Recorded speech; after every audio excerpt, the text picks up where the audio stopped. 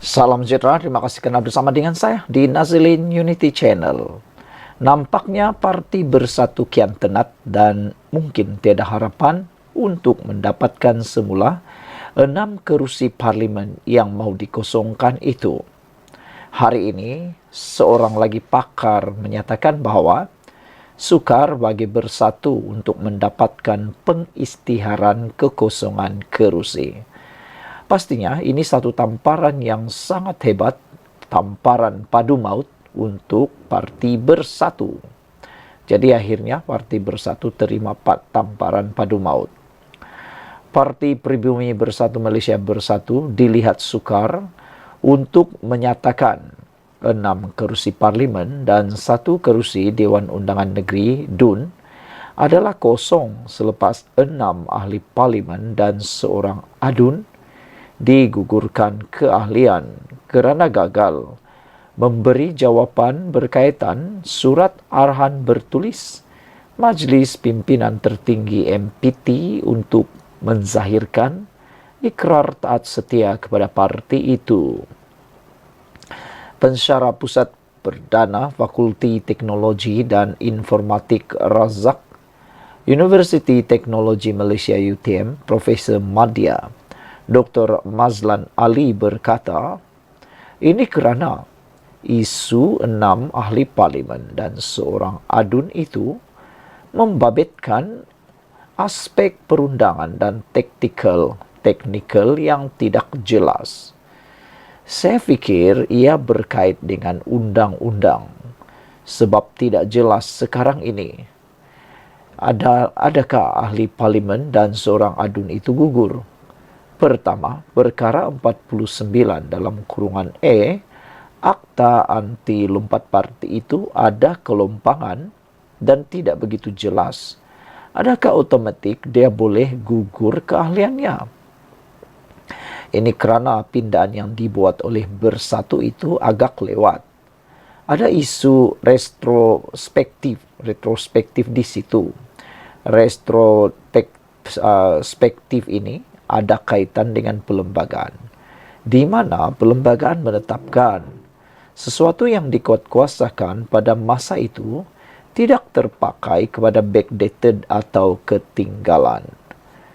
Mereka, 6 ahli parlimen dan seorang adun ini, keluar sebelum perlembagaan Bersatu dipindah, katanya, kepada Harian Metro hari ini. Mazlan turut mempersoalkan adakah perkara yang dilakukan Bersatu kepada 6 ahli parlimen dan seorang adun itu terpakai kerana pindahan perlembagaan parti itu dibuat selepas mereka menyatakan sokongan kepada Perdana Menteri Datuk Seri Anwar Ibrahim. Kedua, katanya, pengisytiharan kekosongan kerusi di parlimen adalah merupakan kuasa speaker. Adakah speaker akan mengisytiharkan kerusi itu kosong? Itu satu isu juga. Ini kerana speaker daripada legislatif, katanya. Mazlan berkata, sekiranya Bersatu mahu membawa isu 6 ahli parlimen dan seorang adun itu ke mahkamah, bagi membolehkan kekosongan kerusi dilakukan, ia akan membawa kepada masa perbicaraan yang lama. Katakanlah, Mahkamah Tinggi putuskan mereka gugur selepas 1.5 tahun. Ia ada proses di Mahkamah Rayuan pula.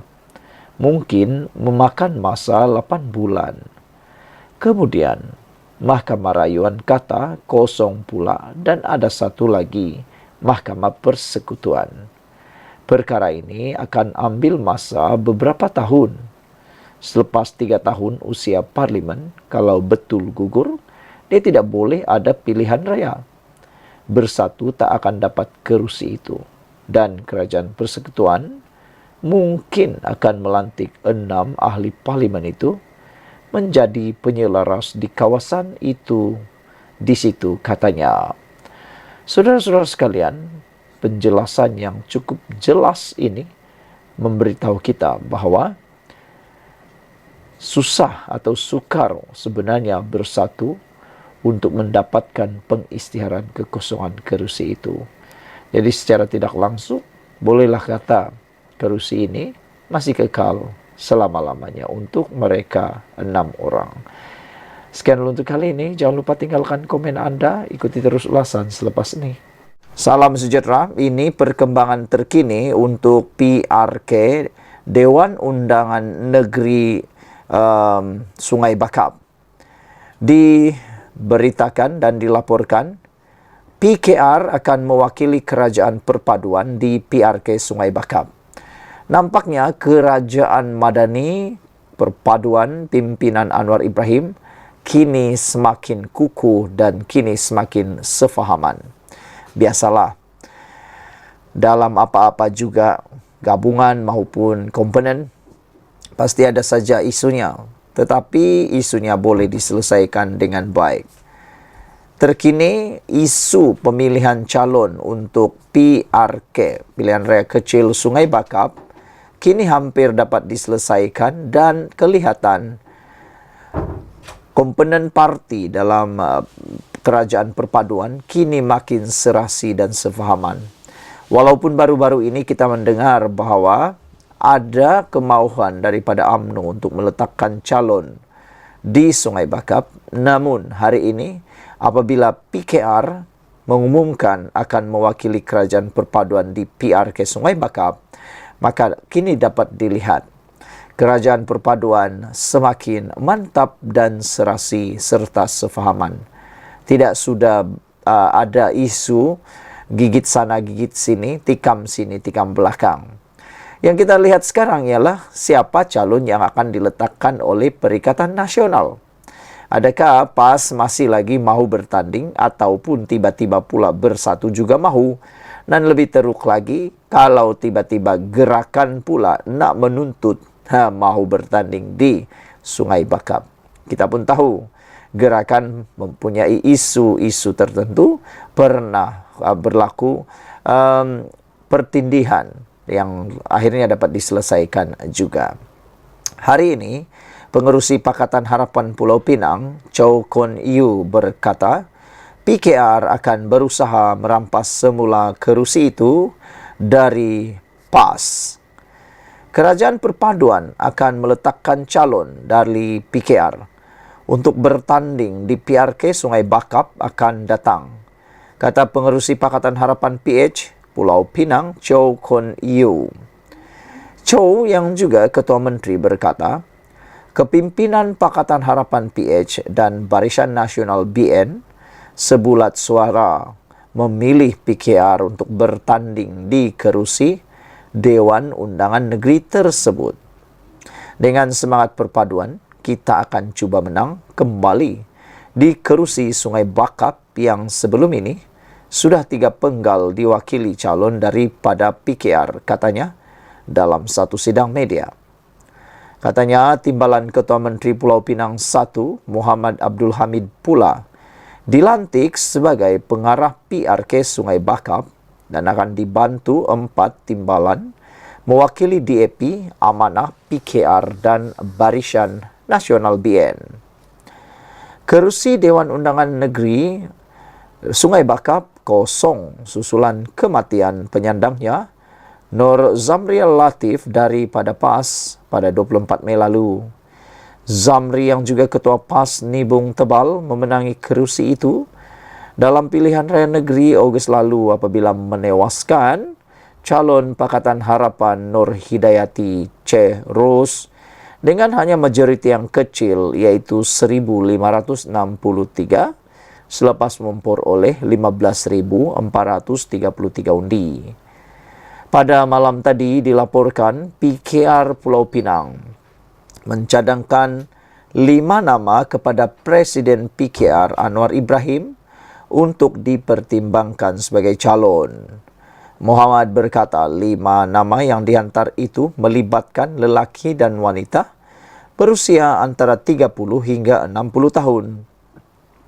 FMT sebelum ini melaporkan terdapat gesaan pemimpin UMNO Pulau Pinang agar PH memberi laluan kepada BN bertanding di PRK Sungai Bakap bagi menghargai sumbangan UMNO dalam kerajaan perpaduan yang mengangkat Anwar Ibrahim sebagai Perdana Menteri dan memenangkan calon PH Pang Siok Tau pada PRK Kuala Kubu Bahru.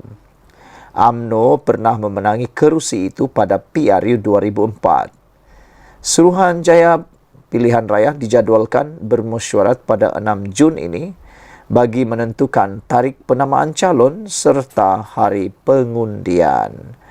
Kita ucapkan tahniah syabas kepada kerajaan perpaduan kerana telah pun bersepakat bersatu hati membuat keputusan muktamad bahawa PKR akan mewakili kerajaan perpaduan di PRK Sungai Bakap. Perikatan Nasional bagaimana? Kita tunggulah nanti apa pula yang akan terjadi pada mereka. Kita jumpa lagi. Bye-bye. Salam sejahtera, terima kasih karena bersama dengan saya di Nazilin Unity Channel. Ini berita yang kita tunggu-tunggu, senarai calon untuk pilihan raya kecil Sungai Bakap. Antara calon yang kita dengar dan dikabarkan akan dinamakan di PRK Sungai Bakap ialah, siapa lagi kalau bukan anak kepada Perdana Menteri sendiri, yaitu Nurul Izzah Anwar. Sebenarnya secara peribadi, saya sangat setuju kalau Nurul Izzah dicalonkan untuk Dewan Undangan Negeri PRK Sungai Bakap ini. Kita nak lihat sejauh mana penerimaan semula rakyat khususnya para pengundi terhadap Nurul Izzah. Selepas Nurul Izzah kalah dalam pilihan raya yang telah diadakan baru-baru ini. Berikut ialah 5 calon yang disenaraikan pendek untuk calon PRK Sungai Bakap, yang mana PKR Pulau Pinang menyenaraikannya. Bakal calon yang dikatakan berusia antara 30 hingga 60 tahun dihantar untuk pertimbangan Presiden PKR Anwar Ibrahim. PKR Pulau Pinang telah menghantar senarai pendek 5 nama untuk dipilih calon berdepan PRK Sungai Bakap kepada Presiden Anwar Ibrahim semalam. Timbalan Ketua PKR Pulau Pinang, Muhammad Abdul Hamid berkata, semua nama itu untuk dipertimbang dan diperhalus pucuk pimpinan. Peringkat pimpinan PKR negeri telah menerima cadangan-cadangan nama calon untuk DUN atau Dewan Undangan Negeri Sungai Bakap di peringkat ranting dan cabang PKR di Nibong Tebal, dan kami telah hantar kepada pimpinan atasan. Calon berusia 30-an hingga 60 tahun. Ada anak tempatan dari luar pun ada juga. Katanya selepas sidang media projek mitigasi banjir Dewan Undangan Negeri Sungai Bakap. Kerusi Dewan Undangan Negeri Sungai Bakap kosong susulan kematian penyandangnya Nur Zamri Latif pada 24 Mei akibat keradangan perut. Pada PRN Ogos lalu, Zamri yang merupakan Ketua PAS Nibong Tebal menewaskan calon Pakatan Harapan Nur Hidayati Ceros dengan majoriti 1,563 undi. Sementara itu, Fadlina yang juga Ketua Wanita PKR berkata, gerak kerja sayap itu bermula di Sungai Bakap lebih awal dan momentum itu sedang dilihat secara terperinci untuk memberi tumpuan penuh kepada Dewan Undangan berkenan. Senarai di peringkat wanita, kita telah kemukakan kepada pucuk pimpinan negeri dan misi kita adalah menawan kembali Sungai Bakap serta memberi khidmat terbaik kepada penduduk Sungai Bakap, katanya lagi. Saudara-saudara sekalian, pada pendapat saya, anak Anwar Ibrahim, yaitu Nurul Izzah, adalah calon yang paling sesuai untuk diletakkan di Dewan Undangan Negeri Sungai Bakap ini. Dan saya yakin beliau ada potensi untuk menang. Sekian dulu untuk kali ini. Jangan lupa tinggalkan komen Anda, tekan butang subscribe. Kita jumpa lagi. Bye-bye. Salam sejahtera.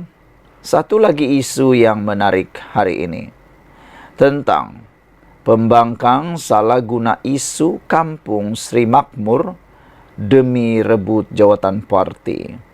Oh, rupanya ini sebabnya pembangkang menggunakan isu Kampung Sri Makmur yang sedang hangat di Selangor. Rupa-rupanya demi rebut jawatan parti. Malang sekali. Berjuang bukan untuk rakyat, tapi rupa-rupanya demi rebut jawatan parti.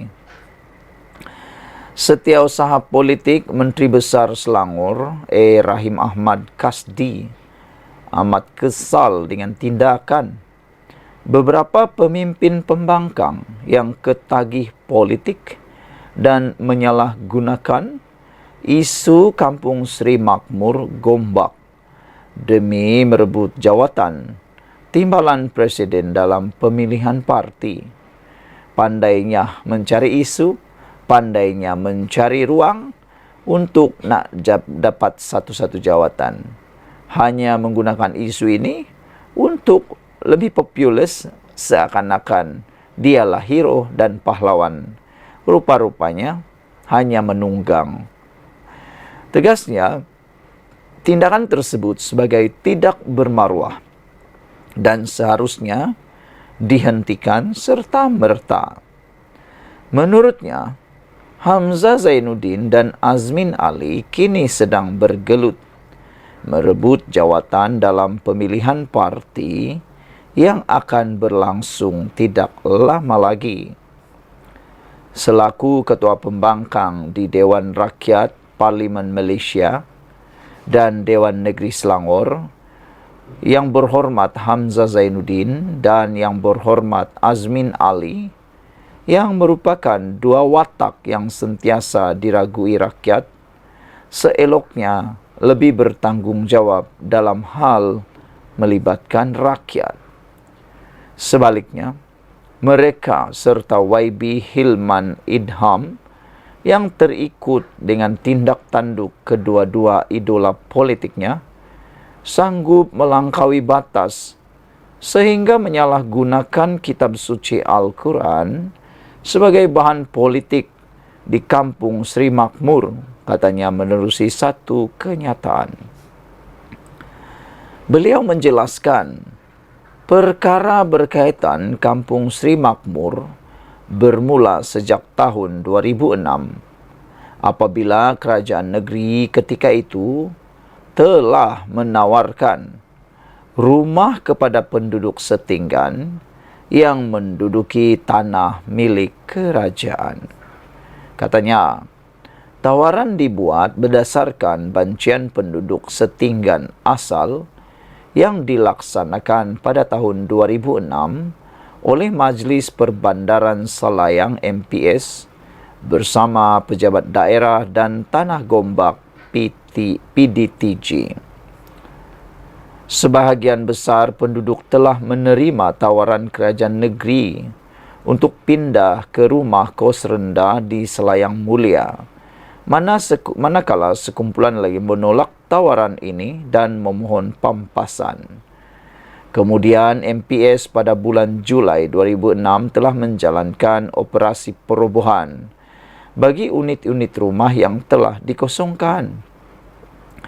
Pada tahun 2016, susulan kepada keputusan untuk membangunkan kawasan itu, pejabat daerah dan Tanah Gombak telah menjalankan satu lagi proses bancian untuk mengenal pasti penduduk setinggan asal yang menduduki kawasan itu sejak tahun 2006 dan sebelumnya. Namun, penduduk setinggan Kampung Sri Makmur dibiarkan dalam keadaan tidak tentu akibat Menteri Besar pada tahun 2016 yang tidak dapat mencari solusi pada isu ini.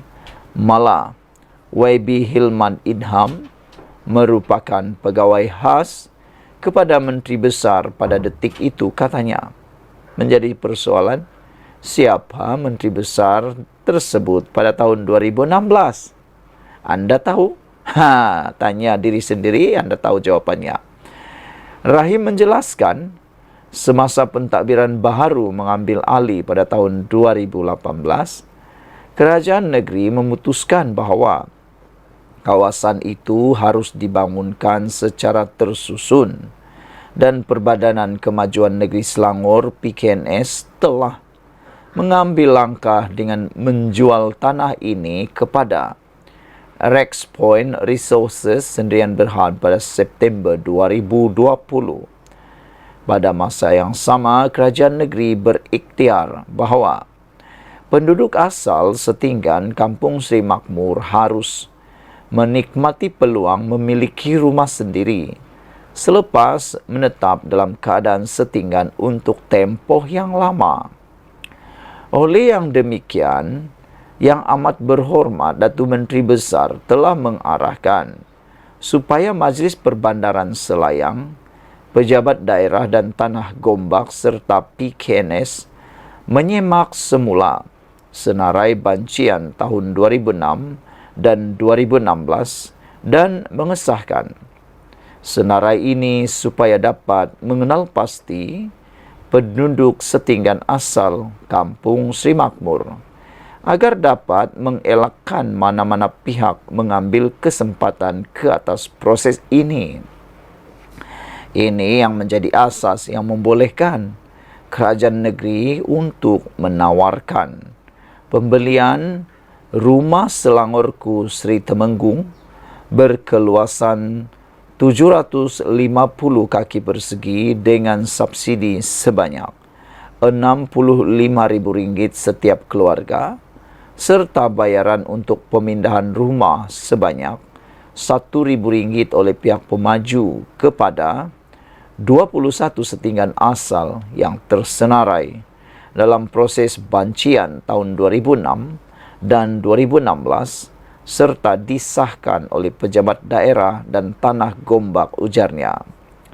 Seterusnya, Lembaga Perumahan dan Hartanah Selangor LPHS telah mengeluarkan surat tawaran rumah Selangorku pada 21 Mei 2024 dan tawaran ini diedarkan oleh pihak pemaju kepada 21 setinggan asal yang disahkan. Rahim menambah bahawa syarat dan kriteria yang ditetapkan oleh Pejabat Daerah dan Tanah Gombak adalah keluarga setinggan yang dapat mengemukakan sebarang bukti dokumen bahawa mereka telah menetap di Kampung Sri Makmur sejak sebelum tahun 2006 dan terlibat dalam kedua-dua proses bancian tahun 2006 dan 2016. Malangnya, terdapat juga mereka yang telah meninggalkan kawasan itu tetapi kini menuntut supaya diberikan pampasan yang sama seperti mereka yang merupakan penduduk setinggan asal Kampung Sri Makmur. Selaku setiausaha politik, saya diarahkan oleh Yang Amat Berhormat Datuk Menteri Besar supaya bahawa sepanjang proses ini berjalan, kita harus membela penduduk setinggan asal Kampung Sri Makmur. Meskipun kita mengakui bahawa memindah dari perkampungan asal ke perumahan baharu bukannya suatu proses yang mudah. Waima demikian, penyelesaian yang dicapai adalah bukti kerajaan negeri melaksanakan proses ini dengan amat cermat supaya sekurang-kurangnya penduduk setinggan asal Kampung Sri Makmur akan mempunyai hak kepada rumah yang dimiliki sendiri dengan harga subsidi yang tidak diperoleh komuniti lain, katanya. Dalam masa sama, Rahim turut menafikan dakwaan bahawa puluhan naskah-naskah kitab suci Al-Quran dimusnahkan dalam proses pengosongan Kampung Sri Makmur merupakan satu fitnah keji terhadap penjawat awam dan pegawai keselamatan oleh orang yang tidak bertanggungjawab. Saya amat kesal dengan tindakan beberapa pemimpin yang ketagih politik dan menyalahgunakan isu ini semata-mata sebagai gelanggang kempen yang ingin merebut jawatan timbalan presiden dalam pemilihan parti yang akhirnya tidak akan membawa manfaat kepada rakyat tambahnya lagi. Sekian untuk kali ini. Jangan lupa tinggalkan komen anda, tekan butang subscribe. Kita jumpa lagi. Bye-bye.